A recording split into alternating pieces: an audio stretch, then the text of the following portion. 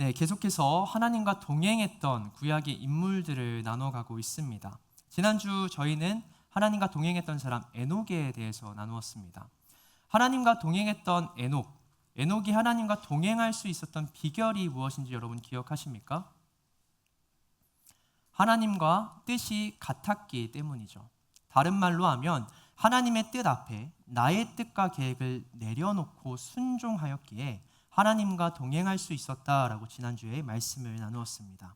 오늘 우리가 함께 나눌 인물은 그 에녹의 증손주이자 인류의 두 번째 조상으로 알려져 있는 노아입니다. 성경에 등장하는 인류의 조상은 두 사람입니다. 첫 번째는 에덴 동산에서 하나님의 형상으로 창조된 아담이고, 두 번째는 그의 10대 손인 노아입니다. 인류의 첫 번째 조상인 아담과 그의 후손들은 결국 그들의 죄악으로 인해 멸망했습니다. 홍수 심판으로 인해 지면에 있는 모든 생명이 다 쓸림을 받고 죽음을 당했습니다. 창세기 4장과 5장은 아담의 아들인 가인과 셋의 족보, 그들의 후손의 족보를 낱낱이 기록하고 있는데요. 이 내용, 이 족보를 읽어보면 마치 공동묘지에서 묘비명을 쭉 읽는 느낌을 받습니다. 몇 세까지 살았고 죽었더라, 죽었더라, 죽었더라. 죽음이 계속 반복되기 때문이죠. 근데 이 반복되는 죽음을 처음이자 마지막으로 끊었던 사람이 바로 지난주에 우리가 함께 나눈 에녹이라는 사람입니다. 그는 하나님과 동행하였기에 죄악이 팽배한 그 세상 가운데서도 죽음을 피하고 하나님과 영생을 누릴 수 있었습니다. 창세기 5장 24절의 말씀을 함께 읽도록 하겠습니다. 24절의 말씀입니다. 에녹이 하나님과 동행하더니 하나님이 그를 데려가심으로 세상에 있지 아니하였더라. 아멘. 에녹은 아담과 하와의 범죄 이후 처음으로 하나님께 영생을 허락받고 구원받은 믿음의 백성으로 기록됩니다. 하나님께서는 아모스 선지자를 통해 말씀하시길 뜻이 같은 사람만이 동행할 수 있다고 하셨습니다. 에녹은 하나님 앞에 자신의 뜻을 내려놓고 하나님의 뜻 앞에 자신의 삶을 바친 것이죠. 맡겨드린 것입니다. 그럼 하나님께서 에녹에게 또 오늘날 우리들에게 말씀하고 계신 뜻은 무엇입니까? 첫 번째는 거룩한 삶입니다. 레위기 19장 2절의 말씀입니다. 너는 이스라엘 자손의 온 회중에게 말하여 이르라. 너희는 거룩하라. 이는 나 여호와 너희 하나님이 거룩함이니라. 아멘. 에녹은 그 뜻을 받들어서 혼탁한 세상 가운데 거룩하게 하나님을 닮은 구별된 삶을 살아갔습니다. 사람들의 인정이 아닌 하나님의 인정을 쫓고 세상의 명성과 칭찬이 아닌 하나님 보시기에 명예롭고 칭찬을 얻을 만한 삶을 살았던 것입니다. 다음으로 세상을 향한 모든 영혼들을 향한 하나님의 또 다른 뜻은 무엇입니까? 훗날 예수님으로 인해 명확히 드러난 하나님의 마음, 세상과 모든 영혼들의 회개와 구원입니다. 요한복음 3장 16절에서 17절의 말씀을 함께 읽도록 하겠습니다. 16절에서 17절의 말씀입니다. 하나님이 세상을 이처럼 사랑하사 독생자를 주셨으니 이는 그를 믿는 자마다 멸망하지 않고 영생을 얻게 하려 하심이라. 하나님이 그 아들을 세상에 보내신 것은 세상을 심판하려 하심이 아니요 그로 말미암아 세상이 구원을 받게 하려 하심이라. 아멘. 하나님의 또 다른 뜻, 세상과 모든 영혼들의 회개와 구원이었습니다. 에녹은 이 뜻을 또한 받들어 쫓았던 사람이라는 것이죠. 하나님의 뜻을 통해서 자신의 삶만 거룩하게 바꾼 사람이 아니라 자신만이 하나님 앞에 구원을 얻고 영생을 누리고자 노력했던 자가 아니라 의를 전파하는 전도자의 삶을 살아갔다라는 것입니다. 그것이 에녹이 혼탁한 세상 가운데서도 따를 수 있었던 하나님의 뜻이요, 에녹이 하나님과 동행할 수 있었던 비결입니다. 그리고 오늘은 그 에녹의 증손자, 에녹의 뒤를 이어 하나님의 뜻을 쫓아 동행했던 인물 노아에 대해서 설명하고 있습니다. 노아가 살던 시대는 에녹의 시대보다 더욱 악하였습니다. 악이 무르익어 절정에 달하던 시기가 바로 노아가 살던 시대였습니다. 예수님도 노아 시대를 빗대어서 세상의 마지막 날, 모든 죄가 팽배한 종말의 때를 비유하여 설명하실 정도였는데요. 마태복음 24장 37절에서 39절의 말씀입니다. 노아의 때와 같이 인자의 임함도 그러하리라. 홍수 전에 노아가 방주에 들어가던 날까지 사람들이 먹고 마시고 장가들고 시집가고 있으면서 홍수가 나서 그들을 다 멸하기까지 깨닫지 못하였으니 인자의 임함도 이와 같으리라. 아멘. 창세기는 이 노아 시대의 타락한 모습을 좀 더 상세하게 소개하고 있습니다. 에덴 동산에서 처음 인류가 타락한 이후 죄가 확산되면서 이 죄에 대한 인간의 반응도 점차 변화하게 되는데요. 처음 죄를 지은 아담과 하와가 그 죄를 책망하시는, 그 죄에 대해서 말씀하시는 하나님 앞에 보인 모습은 부끄러움과 수치 그리고 외면, 회피였습니다. 죄를 부끄러워했고 그 죄를 지적하시는 하나님을 도망쳐 살았습니다. 그게 처음 죄를 지은 사람들의 반응이었는데요.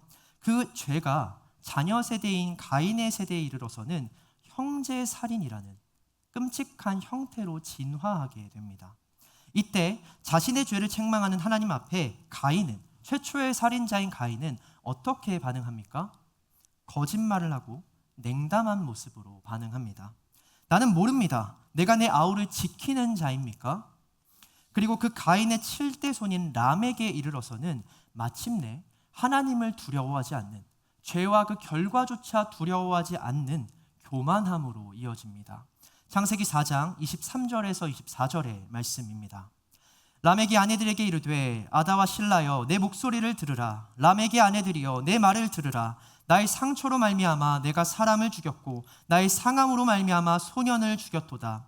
가인을 위하여서는 벌이 7배일진데 라멕을 위하여는 벌이 77배이리로다 하였더라. 모든 죄의 끝은 교만함과 자기 자신을 하나님으로 여기는 신격화로 이어집니다. 교만한 자는 하나님과 동행할 필요도, 그 뜻 앞에 내 생각과 뜻을 굽히고 내려놓을 이유도 느끼지 못하는 인생이 됩니다. 오히려 내 죄를 지적하고 책망하는 하나님과 그를 따르는 사람들을 비난하고 책망하고 박해하는 사람이 됩니다.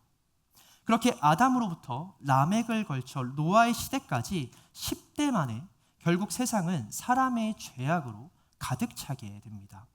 사람이 마음으로 생각하는 모든 계획이 항상 악할 뿐임을 보신 하나님께서는 한탄하시고 근심하셨습니다. 창세기 6장 5절에서 6절의 말씀입니다. 여호와께서 사람의 죄악이 세상에 가득함과 그의 마음으로 생각하는 모든 계획이 항상 악할 뿐임을 보시고 땅 위에 사람 지으셨음을 한탄하사 마음에 근심하시고, 가인의 자손들이 하나님을 따르던 셋의 자손들을 미혹하고 하나님을 따랐던 하나님의 아들들이 하나님보다 세상 사람들이 세운 명예와 권세를 아름답게 여겨 그들을 아내로 취하였습니다. 결국 노아가 살고 있던 그 시대에 하나님을 따르는 하나님의 사람들은 씨가 말라버리게 됩니다. 하나님께서는 결국 최초의 인류를, 그런 죄악에 물들어버린 인류를 홍수로 심판하시기로 결심하십니다. 그러나 딱 한 사람과 그가 속한 가정만이 홍수 심판 앞에서도 은혜를 입을 수 있었는데, 그가 바로 우리가 오늘 함께 나눌 노아라는 인물입니다. 창세기 6장 7절에서 8절의 말씀입니다. 이르시되 내가 창조한 사람을 내가 지면에서 쓸어버리되 사람으로부터 가축과 기는 것과 공중의 새까지 그리하리니 이는 내가 그것들을 지었음을 한탄함이니라 하시니라. 그러나 노아는 여호와께 은혜를 입었더라. 아멘. 노아는 하나님께 은혜를 입었고 심판 이후 그의 세 아들을 통해 인류는 각기 다른 언어와 종족과 나라로 나누어집니다. 노아는 최초의 심판 이후 아담의 뒤를 이어서 다시 인류를 생육하고 번성하게 만들었던 두 번째 조상이 되는 것이죠. 성경은 노아를 그의 중조부 에녹과 같이 하나님과 동행하는 자로, 세상 가운데서 하나님의 뜻을 묻고 전파하던 의인으로, 당대의 완전한 자로 소개하고 있습니다. 창세기 6장 9절의 말씀을 함께 읽도록 하겠습니다. 9절의 말씀입니다. 이것이 노아의 족본이라. 노아는 의인이요 당대의 완전한 자라. 그는 하나님과 동행하였으며. 아멘. 노아는 홍수심판 전 세대에서 자녀를 가장 늦은 나이인 500세에 낳은 사람이었습니다. 그만큼 가정을 꾸리는데 오랜 시간이 걸렸다라는 거고, 가정을 꾸릴 만한 형편이 되기까지가 오랜 세월이 걸렸다라는 거죠. 에녹과 같이 세상에서는 특별히 내세울 만한 재물도 명성도 없는 평범한 삶을 살아갔다라는 것입니다. 그러나 노아는 세 아들을 낳기 전부터 하나님과 동행하는 삶을 살았고 악한 세상의 풍조와 가르침이 아닌 하나님을 전하는 믿음의 아버지가 되었습니다. 악한 시대, 하나님을 떠나고 육신을 쫓아 살아가던 세상 속에서 노아가 하나님의 뜻을 쫓아 그와 동행하는 삶을 살아갈 수 있었던 비결이 무엇일까요? 성경은 노아가 의인이 되기 이전에 은혜가 먼저 있었다라고 얘기를 합니다. 창세기 6장 8절의 말씀을 다시 한번 읽도록 하겠습니다. 8절의 말씀입니다. 그러나 노아는 여호와께 은혜를 입었더라. 아멘. 그의 의지나 노력으로 의인이요 당대의 완전한 자로 살아갈 수 있었던 것이 아닙니다. 성경은 그가 하나님께 먼저 은혜를 입었기에 하나님의 뜻을 알고 그 뜻을 쫓아 동행하며 살아갈 수 있었다 말하고 있습니다. 노아가 의인이어서 은혜를 얻고 구원을 받은 것이 아니라 하나님의 은혜가 먼저였다고 말하고 있습니다. 노아가 의인이 된 것도 모두 하나님이 주신 은혜의 열매라는 것이죠. 스스로는 하나님의 뜻을 알 수 없었던 노아에게 하나님께서 먼저 다가가셨고 하나님이 노아에게 말씀을 통해 그 뜻을, 계획을 가르쳐 주셨기 때문입니다. 그래서 그 뜻을 알게 된 노아가 하나님의 뜻을 쫓아 하나님과 동행할 수 있었다라는 것이죠. 노아의 시대에 이르러서는 하나님의 영이 사람 가운데 영원히 떠났다라는 기록이 있습니다. 그래서 사람이 철저히 육신의 삶을 살아가게 되었다라고 기록되어 있습니다. 창세기 6장 3절의 말씀입니다.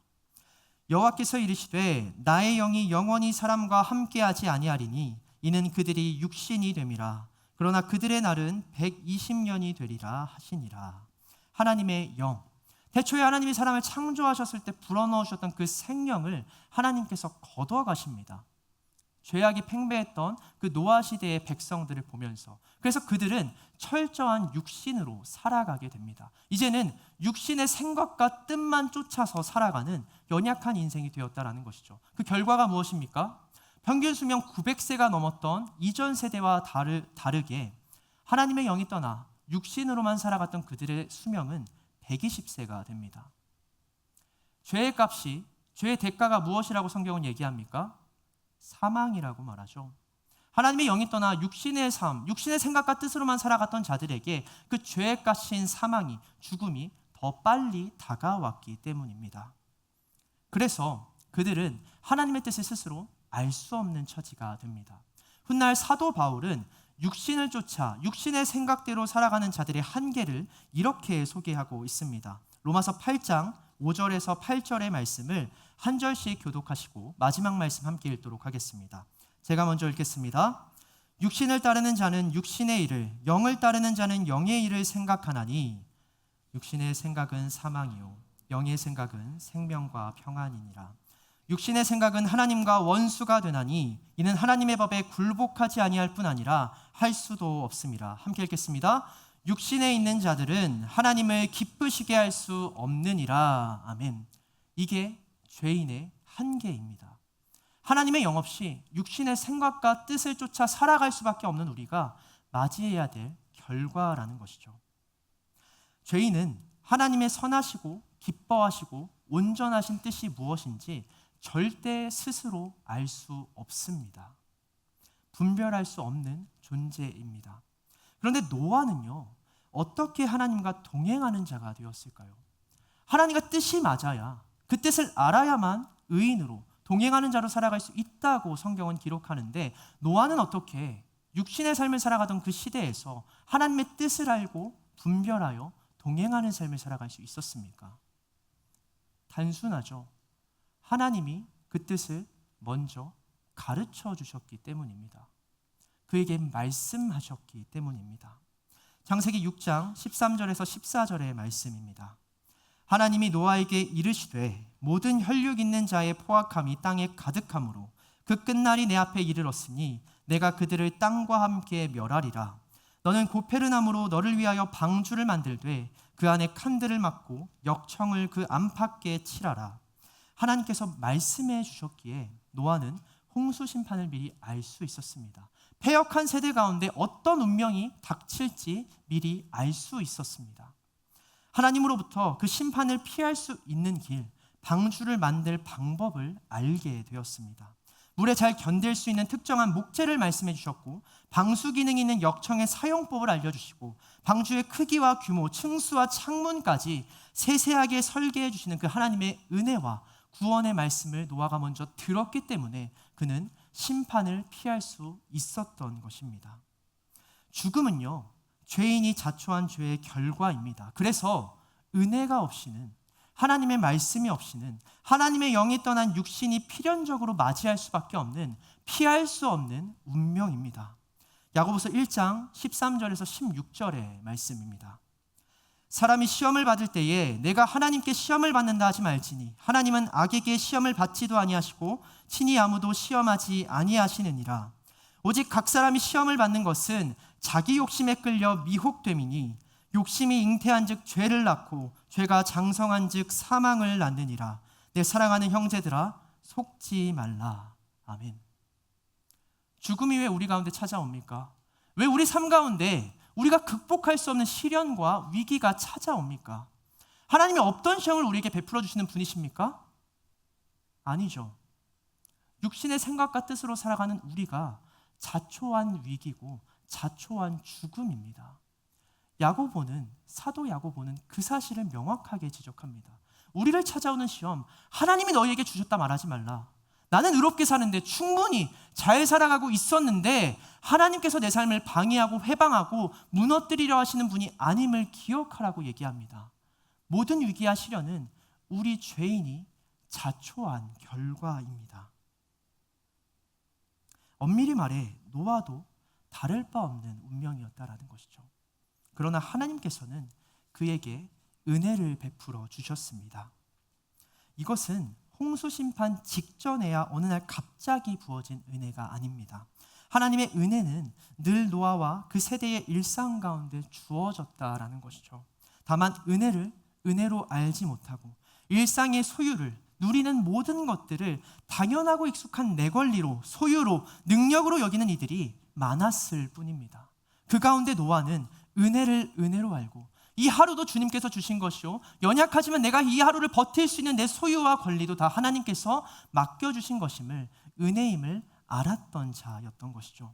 그가 하나님께 얻은 은혜는 방주만이 아니라 혼탁한 세상 속에서도 하나님의 이름을 알고 부르고 찾을 수 있었고 자녀들에게 가르칠 수 있는 하나님의 말씀을 얻은 것이 그에게 날마다 주어졌던 하나님의 은혜라는 것입니다. 그는 일상 속에서 늘 하나님의 은혜를 경험한 자였고 그의 조상 에녹과 같이 부분적으로 알고 있는 하나님의 뜻이라도 붙잡고 그것을 의로 여기며 전파하는 삶을 살아갔습니다. 베드로후서 2장 5절의 말씀입니다. 옛 세상을 용서하지 아니하시고 오직 의를 전파하는 노아와 그 7 식구를 보존하시고 경건하지 아니한 자들의 세상에 홍수를 내리셨으며 하나님은 은혜를 은혜로 하는 노아의 믿음을 기쁘게 여기셨습니다. 그리고 그 뜻을, 하나님의 뜻을 온전히 알 수 없지만 부분적으로나마 하나님이 가르쳐주신 그 뜻을 붙잡고 살아가는 노아를 기뻐하셨습니다. 노아도 그의 증조 할아버지였던 에녹과 마찬가지로 자신의 삶만을 하나님의 말씀으로 거룩하게 지키는 자가 아니라 자신의 영생과 구원만을 쫓는 자가 아니라 의의 전파자로 살아갔다라는 것입니다. 아직 보이지 않는 심판이었지만 하나님께서 또 한 번 말씀으로 가르쳐 주신 그의 뜻을 믿고 신뢰하여서 120년 동안 방주를 준비하며 심판을 피할 길로 나아갔다라는 것입니다. 세상은 홍수로 철저히 심판당했지만 노아와 그의 집은 구원을 받았습니다. 노아는 믿음을 따르는 의의 상속자가 되어 하나님의 구원의 역사를 이어가는 두 번째 인류의 조상이 되었습니다. 히브리서 11장 7절의 말씀입니다. 믿음으로 노아는 아직 보이지 않는 일에 경고하심을 받아 경외함으로 방주를 준비하여 그 집을 구원하였으니 이로 말미암아 세상을 정죄하고 믿음을 따르는 의의 상속자가 되었느니라. 아멘. 그는 똑같은 홍수 심판 앞에서도 하나님의 은혜로 심판을 피할 길을 얻을 수 있었습니다. 하나님의 뜻을 아는 것, 그 말씀을 전해 듣는 것, 그것이 우리 죄인들에게 주어진 가장 큰 은혜, 우리가 피할 수 없는 위기와 심판을 피할 수 있는 유일한 길이 됩니다. 오늘 그 길을 찾고 걸어갈 수 있는 저와 여러분들길 소망합니다. 주어진 은혜를 붙잡고 우리가 날마다 노력해야 하는 것이 바로 하나님과 동행하는 삶이죠. 하나님의 뜻은 오늘도 주어지고 있지만 모두가 그 뜻을 쫓아가지는 않지 않습니까? 여전히 하나님의 뜻을 알면서도 다음에 내 뜻이 이루어진 이후에 미루는 자들이 있지 않습니까? 하나님의 구원이 은혜라면 그 하나님의 뜻을 끝까지 쫓아가는 하나님과 동행하는 삶은 우리의 평생의 노력이 되어야 합니다. 나의 뜻을 내려놓고 하나님의 뜻이 있는 길로 삶으로 돌이키는 회개의 노력이 날마다 우리 가운데 있어야 합니다. 고린도전서 10장 13절에서 14절의 말씀을 함께 읽도록 하겠습니다. 13절에서 14절의 말씀입니다. 사람이 감당할 시험 밖에는 너희가 당한 것이 없나니 오직 하나님은 미쁘사 너희가 감당하지 못할 시험 당함을 허락하지 아니하시고 시험 당할 즈음에 또한 피할 길을 내사 너희로 능히 감당하게 하시느니라. 그런즉 내 사랑하는 자들아 우상 숭배하는 일을 피하라. 아멘. 하나님께서는 우리가 자초하고 스스로 감당할 수 없는 시험을 감당할 만한 시험으로 바꿔 주십니다. 하나님이 선언하시는 심판은 정말 무시무시하죠. 근데 우리가 정말 두려워해야 될 것이 무엇입니까? 그 심판마저 없는 세상입니다. 하나님이 침묵하시는 세상. 그래서 언제 죽을지도 모르는 그 길을 서서히 걸어가며 죽음으로 나아갈 수밖에 없는 인생을 살아가는 것이죠. 하나님의 침묵이 우리가 가장 두려워해야 될 삶의 모습이라는 겁니다. 근데 하나님께서는 언제나 심판 앞에서 침묵하지 않으십니다. 심판에 앞서 늘 선지자를 보내 자신의 뜻을 전파하십니다. 노아 또한 방주를 짓는 세월 동안 계속해서 의의 전파자로 살아가지 않았습니까? 아무도 보이지 않는 곳에서 자신만 살기 위해서 묵묵히 방주를 만든 것이 아니라 방주를 만드는 120년 동안 하나님의 뜻을 계속해서 세상 가운데 전파했다라는 것이죠. 하나님의 영이 떠난 육신의 수명이 120세라고 했는데 노아는 방주가 완공되는 120년 동안 날마다 하나님의 뜻을 전파했다라는 것입니다. 노아와 같은 세대를 살아가는 그 누구도 노아가 전파하는 하나님의 뜻, 은혜를, 구원의 길을 듣지 못하였다 핑계할 수 없도록 말입니다. 오늘날 우리도 마찬가지입니다. 하나님의 뜻은 지금도 세상 가운데 다양한 방식으로 전파되고 있습니다. 다른 말로 하면 나를 향한 하나님의 뜻을 아는 은혜는 지금도 우리 가운데 계속 부어지고 있다라는 것입니다. 나는 하나님의 뜻을 몰랐다. 알고 있었다면 그렇게 살아갈 수 없었을 것이다. 하나님 앞에 그런 모습을 보이지 않았을 것이다. 누구도 심판 앞에서 그렇게 핑계댈 수 없도록 하나님은 오늘도 다양한 방식으로 우리에게 하나님의 뜻을 전하고 계십니다. 오직 지금도 주어지는 은혜를 은혜로 알고 하나님의 뜻을 믿고 신뢰하며 그 마음을 돌이키는 자, 진정한 회개를 행하는 자에게 구원을 베풀어 주십니다. 하나님과 동행하는 자는 노아와 같이 구원을 얻을 수 있습니다. 말씀을 마치고자 합니다. 우리는 위기와 시험 앞에서 자연스레 상상력을 발휘합니다. 상상력은 특별한 것이 아니죠. 낯선 것을 익숙한 것으로 바꾸는 힘입니다. 바꿔 말하면 내게 익숙한 것으로 내가 아직 알지 못하는 낯선 상황과 사건들을 받아들이고 해결하는 힘이 바로 상상력입니다. 여러분에게 가장 낯선 것은 무엇입니까? 여기 있는 누구도 경험하지 못한 것, 그래서 제일 두려워하는 것, 죽음 아닙니까? 죽음에 대해서 아십니까? 하나님이 성경 가운데 우리에게 계속해서 경고하신 그 영원한 죽음 아십니까? 모릅니다, 우리는. 그래서 우리가 익숙한 대로 상상하고 생각해 볼 수밖에 없죠. 위기와 시험 앞에서 우리는요, 우리에게 가장 익숙한 것이 무엇인지, 내게 가장 가까운 것, 내가 날마다 붙잡고 살아가는 것이 무엇인지 알게 됩니다. 위기 앞에서 우리는 그걸 선택하거든요. 내게 이전까지 익숙했던 그 선택, 그 길을 걸어가거든요. 여러분들에게 가장 익숙한 선택은 무엇입니까? 어떤 뜻과 어떤 길이 여러분들에게 익숙하십니까? 날마다 우리를 찾아오는 시험과 위기 앞에서 바울은 앞서 우리가 나눴던 고린도전서 10장 말씀을 통해 피할 길과 피해야 할 길을 말하고 있습니다. 피할 길은 무엇입니까? 하나님께서 선언하시는 심판과 시험 안에서 피할 길은 무엇입니까? 무엇이 죽음을 피할 수 있는 길이 됩니까? 하나님이 서 계신 그 길 아닙니까? 그 길로 돌아가는 것이죠. 회개입니다. 단순한 후회와 자책이 아니라 내 뜻을 내려놓고 하나님의 뜻으로 나아가는, 그래서 하나님과 같은 뜻으로 걸어가는 동행이 하나님께서 우리에게 시험 가운데 마련해 주신 피할 길입니다. 그것이 우리가 시험 가운데, 죽음 가운데 영생으로 구원으로 날아갈 수 있는 유일한 길이라는 것이죠. 진정한 회개는요, 하나님의 뜻을 따르는 삶으로 하나님과 같은 뜻을 품고 같은 길을 걸어가는 동행으로 이어질 수밖에 없다는 것입니다. 하나님의 길로 다시 돌아가는 것, 그분의 뜻에 순종하여 같은 길을 동행하는 것이 심판을 피하는 길이요, 시험을 감당할 수 있는 성도의 방법입니다. 반면 시험 앞에서 하나님께서 심판으로 사용하시는 그 시험 앞에서 우리가 피해야 할 길은 무엇이라고 바울은 이야기합니까? 우상 숭배입니다. 여전히 하나님 외에 내게 익숙한 선택, 내가 하나님 외에 사랑하고 의지하고 붙잡았던 그 선택을 하는 것, 그걸 바울은 피하라고 말합니다. 왜요? 하나님의 심판의 메시지 앞에는 우리의 멸망이 아닌 회개와 구원을 바라는 간절한 마음이 있기 때문입니다. 바울은 그래서 분별하라고 말합니다. 하나님께서 너희의 실험도 사용하시는데, 너희가 행한 그 죄악의 결말도 사용하시는데, 그 시험 앞에서 너희는 어떤 길을 택하고 있느냐? 하나님이 마련하신 피할 길로, 회개의 길로 나아가고 있느냐, 아니면 여전히 너희에게 익숙한 대로 하나님의 뜻과는 전혀 무관한 너희의 뜻과 생각대로 나아가는 우상 숭배의 길을 택하고 있느냐 말하고 있습니다. 그 길로 하나님을 이끌어 세우는 교만함이 너희에게 있진 않느냐 묻고 있습니다. 하나님께서는 홍수 심판을 피하기 위해 은혜를 베풀어 주셨습니다. 방주를 마련해 주셨죠.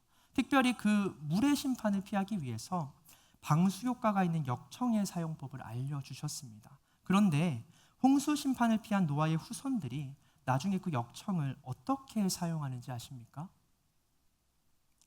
바벨탑을 짓는 데 사용합니다. 창세기 11장 3절에서 4절의 말씀입니다. 서로 말하되 자 벽돌을 만들어 견고히 굽자 하고 이에 벽돌로 돌을 대신하며 역청으로 진흙을 대신하고 또 말하되 자 성읍과 탐을 건설하여 그 탑 꼭대기를 하늘에 닿게 하여 우리 이름을 내고 온 지면에 흩어짐을 면하자 하였더니, 하나님께서는 홍수가 끝나고 노아를 통해 다시 생육하고 번성하라는 하나님의 뜻을 가르쳐 주셨습니다. 근데 그들의 후손은 어떤 선택을 합니까? 그들이 보기 좋은 곳에 머물고 그곳에서 그들의 힘과 능력을 쌓고 그것을 넘어서서 하나님과 똑같아지려는 교만함으로 하늘에도 닿을 수 있는 바벨탑을 건설하려 합니다. 그리고 그들이 이미 경험했던 홍수 심판을 피하기 위해서 하나님이 가르쳐 주셨던 역청을, 방수 효과가 있는 그 역청을 그 바벨탑 사이사이에 바릅니다. 은혜는 누구에게나 주어집니다. 근데 그 은혜로 회개하는 자가 있는가 하면 여전히 자신의 뜻대로 살아가는 자가 있다고 성경은 말합니다. 그래서 우리는요, 구원의 은혜를 경험한 우리는요, 날마다 노력해야 한다는 것이죠. 작은 것에도 하나님의 뜻에 순종하려는 노력, 날마다 우리를 찾아오는 위기와 시험 가운데서도 피해야 할 우상 섬기는 길이 아니라 하나님의 뜻으로 돌이키는 회개의 길을 선택해야만 합니다. 그런 자들에게 하나님께서는 피할 길을 마련해 주십니다. 마지막으로 고린도전서 10장 14절의 말씀을 다시 한번 함께 읽고 기도의 자리로 나아가겠습니다. 14절의 말씀입니다. 그런즉 내 사랑하는 자들아 우상 숭배하는 일을 피하라. 아멘. 우상 숭배하는 일을 피하는 여러분 되길 소망합니다. 지금 여러분이 할 수 있는 작은 회개와 작은 순종을 통해 하나님의 뜻을 아셨다면 그 뜻에 동행할 수 있는 경험을 착실하게 쌓아가는 여러분이 되었으면 좋겠습니다. 그 경험이, 하나님과 함께 걸어나는 그 경험이 곧 여러분의 믿음이 될 것이고 하나님을 향한 신뢰가 될 것입니다. 그러기 위해서 무엇보다 말씀에 귀 기울이시고 그 말씀 안에 담긴 하나님의 뜻을 마음에 새길 수 있는 여러분 되길 소망합니다. 주님의 뜻을 알았다면 그 뜻을 붙잡고 걸어갈 수 있는 여러분 되길 소망합니다. 그래서 하나님과 뜻을 맞춰 동행할 수 있는 사람, 날마다 멸망의 길 가운데서도 구원의 길, 영생의 길을 선택할 수 있는 저와 여러분 되길 간절히 소망합니다.